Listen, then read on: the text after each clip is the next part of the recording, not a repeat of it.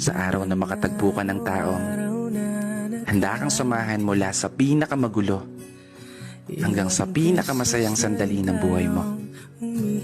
Huwag mo nang pakakawalan. Kasi sa mundo na ginagalawan natin ngayon, isang hamon ang makakita ka ng taong magmamahal sa'yo ng tapat at totoo.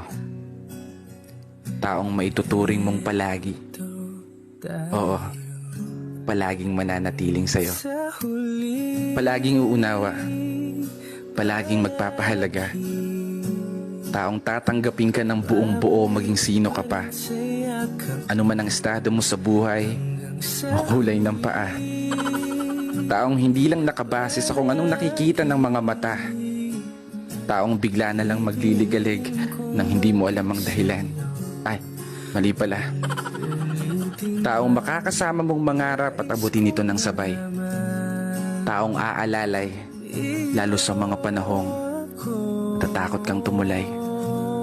Takot kang sumugal, takot kang humakbang. Pinanghihinaan ng loob sa pagkakataong hindi umuugnay ang mga plano at gusto sa pag-ikot ng mundo.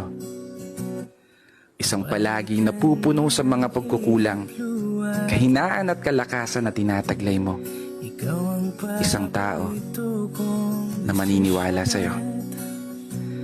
Isang tao na palaging magpapaalala na kaya mo, na magagawa mo abutin ng tagumpay. Kaya ikaw, sana matagpuan mo na yung palagi mo. Kasi yung sa akin, natagpuan ko na. Maligalig nga lang.